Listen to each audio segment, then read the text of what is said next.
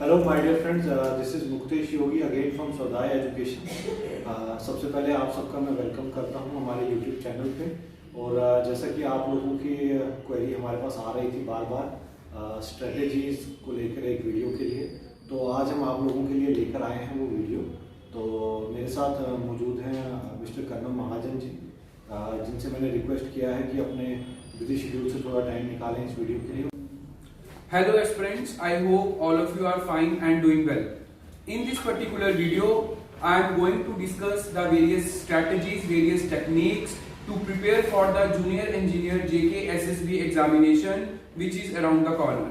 My dear aspirants, हमने देखा कि अभी कुछ दिन पहले JK SSB ने 144 पोस्ट एडवर्टाइज की हैं for public works department, and हमें ये भी पता है कि बहुत जल्द हमारे पास Jammu Kashmir services selection board ही जल शक्ति डिपार्टमेंट की पोस्ट भी एडवर्टाइज करने वाला है।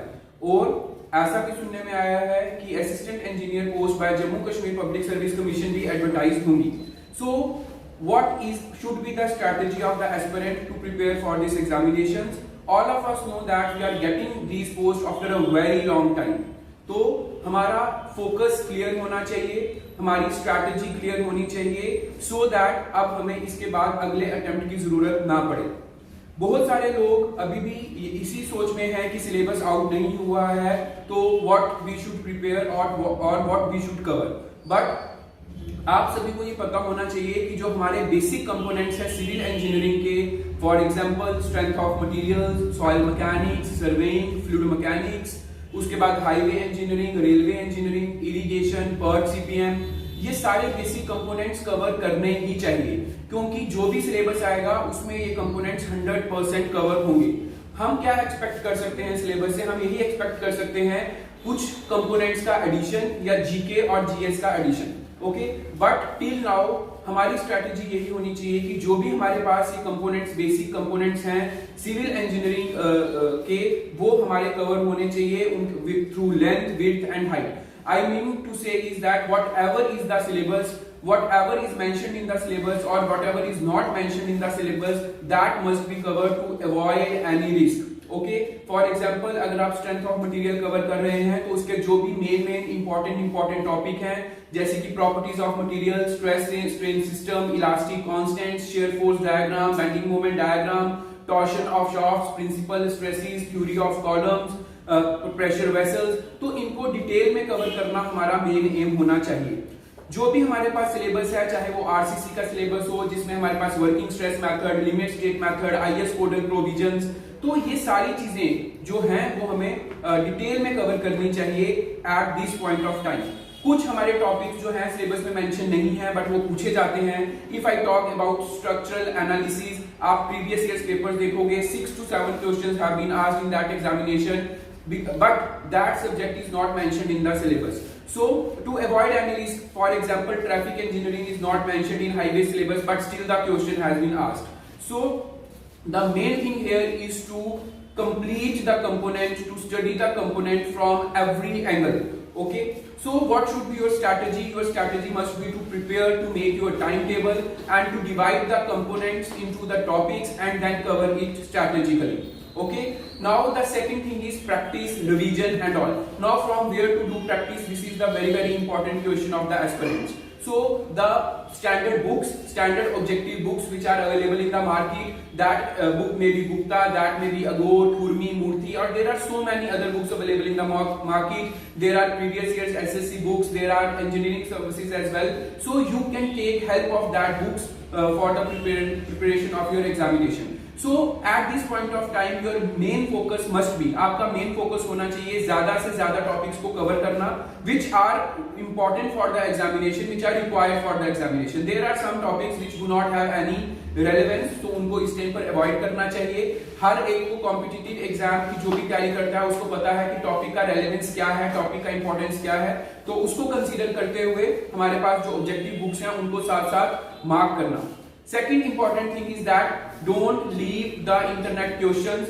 You should whenever you are covering one topic, immediately आप Google पे जाइए और उसके objective questions निकालिए and try to solve them. So आपका main इस time पर जो focus होना चाहिए 3 to 4 months, you should be totally dedicated towards your this JE preparation, और अगर बीच में ए पोस्ट आ जाती है तो उसके लिए भी preparation. So we are always ready for your help. Whenever you need any help, you just contact us, you just tell us. And but the main is, I would say again and again, that these 4 months are very crucial for the engineering aspirants, especially the civil engineering graduates or diploma holders. So diploma holders have the dual opportunity this time. They can go for the draftman examination as well as the junior engineer examination. Similarly, the BTech holders may have the double opportunity as well for the junior engineer examination and the assistant engineer examination. So the main focus should be on your important components which I told you, that soil mechanics, strength of materials, RCC, surveying. So these components are very important to cover in detail. Okay, so this should be your strategy, that preparing your timetable, covering the subject properly, conceptually covering the subject, and then finally solving the various objective books and even the objectives from the internet. Okay, thank you so much. So thank you कन्नौ sir.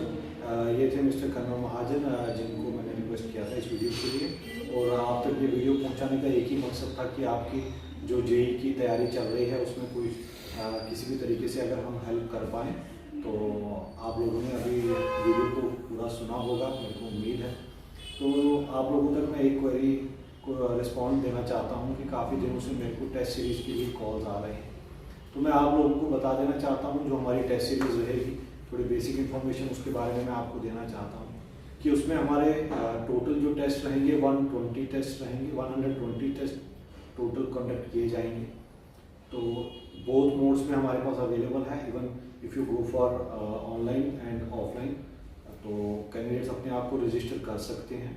Total test आपके रहने वाले हैं 120 test, जिसमें आपके 10 full test रहेंगे, 10 component wise test रहेंगे और 100 जो आपके रहेंगे वो टॉपिक वाइज आपके अलग अलग टेस्ट रहेंगे. तो आप लोग उसके लिए भी हमारे पास अपनी रजिस्ट्रेशन करवा सकते हैं.